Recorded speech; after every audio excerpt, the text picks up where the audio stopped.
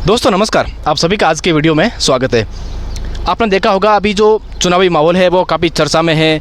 तमाम लोग हैं वो भी चुनावी रैलियों के माध्यम से लोगों को अपनी तरफ आकर्षित करने का प्रयास कर रहे हैं। जो हमारा पूर्वी राजस्थान है वहाँ पर वोटिंग है वो हो गई है, लेकिन जो हमारा पश्चिमी राजस्थान है यहाँ भी वोटिंग बाकी है, यानी कि वो होगी 26 अप्रैल को, कल नहीं परसों 26 अप्रैल को वोटिंग होगी।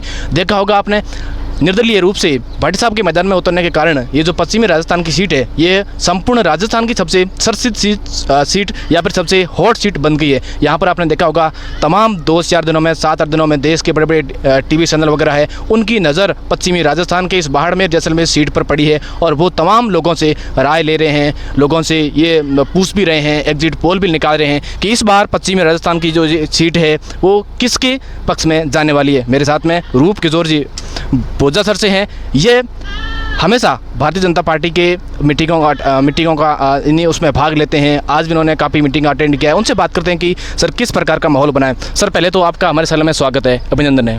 बिल्कुल स्वागत है। सर आप मुझे बताइए, आपने 2 दिन हो गया 3 दिन हो गया काफ़ी मीटिंगों अटेंड किया, लेकिन 2 दिन के बाद जो भारतीय जनता पार्टी के पक्ष में जो माहौल है सर वो कैसा नज़र आ रहा है आपको?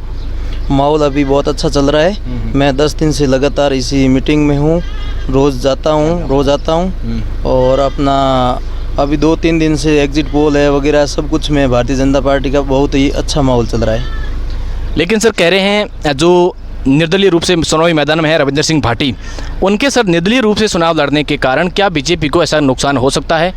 नहीं, ऐसा कुछ नुकसान नहीं हो रहा है। उसमें क्या है कि वो मुसलमानों के भी वोट बैंक है वो टूट रहा है उनमें, और बीजेपी का भी वोट बैंक जो कोर वोट बैंक है राजपूतों के वो भी टूट रहे हैं। दोनों के बराबर नुकसान हो रहा है। एक साइड में कोई ज़्यादा नुकसान नहीं है, वो दोनों का बराबर नुकसान कर रहा है। ऐसा कुछ नहीं है। और निर्दलीय का ऐसा वो लाइन में भी नहीं है प्रभाव, कुछ ऐसा विशेष प्रभाव नहीं है। वो छोटी उसकी मारवाड़ी भाषा में थोड़ी भाषण वगैरह करता है, उस हिसाब से लोगों का थोड़ा पहले क्रेज़ था, अभी ऐसा कुछ नहीं है।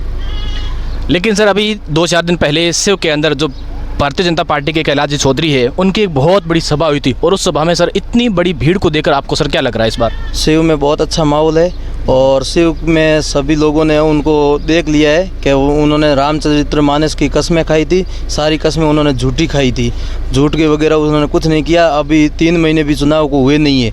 3 महीने में उन्होंने जैसे अपना हिंदू धर्म का पवित्र रामचरितमानस की कसम खा के जो बंदा इतना बड़ा शिव की जनता के साथ धोखा कर सकता है, वो आगे जाकर बाड़मेर जैसलमेर बालोद की जनता के साथ बहुत बड़ा धोखा ही करेगा।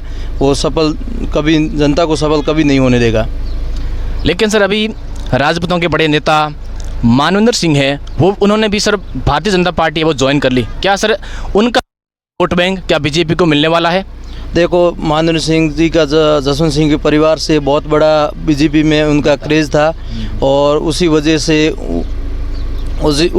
से उन्होंने उनका पर्सनल वोट बैंक है वो तो साहब बीजेपी के साथ में आना ही है, और उनका वो उसी परिवार से जुड़े हुए थे और आगे भी जुड़े रहेंगे। तो इसमें बीजेपी का तो बहुत बड़ा फ़ायदा ही होगा ना। लेकिन सर इस बार है जो है वो हनुमान बेनीवाल वो भी इस पश्चिमी राजस्थान में बाड़मेर जैसलमेर की जो कांग्रेस पार्टी के उम्मीदवार राम जी बेनीवाल है उनकी सभा में सर वो नहीं आ रहे। उन्होंने कल परसों उन्होंने जो एक बयान दिया था वो भी सर काफ़ी सरसा में। सर इसके बारे में आप क्या कहते हैं? देखो, हनुमान बेनीवाल जाट नेता है और जाटों का उसमें थोड़ा क्रेज़ भी ज़्यादा है, और जनता को वो समझाएं क्या, जनता ने उनके इशारे से सबको समझ में आ गया है और वो समझ के आगे भी वोटिंग करेंगे और 26 तारीख को अच्छे वोटों से कैलाश चौधरी को यहाँ से विजयी बनाएंगे। सर आप मुझे बताइए कि शिव हो गया, अभी बायतू हो गया, लेकिन इसके अलावा जैसलमेर में आपने सभा वगैरह की होगी, वहाँ पर सर कैलाश जी का यानी कि भारतीय जनता पार्टी का किस प्रकार का माहौल है जैसलमेर में? जैसलमेर में भी बहुत अच्छा माहौल है, ओवरऑल सभी जगह अच्छा माहौल है। जैसलमेर में छोटू सिंह जी है, हमारे विधायक है, वो अच्छे कामकाज अच्छे देख रेख कर रहे हैं और उन्होंने जनता के साथ विश्वास भी जता रही है, जनता उनके साथ जुड़ी हुई है और निश्चित रूप से जैसलमेर में लीड में रहेंगे। अभी सर 2 दिन पहले बायतू में एक बहुत बड़ी सभा का आयोजन किया गया था जिसमें रिशपाल जी मिर्दा भी आए थे।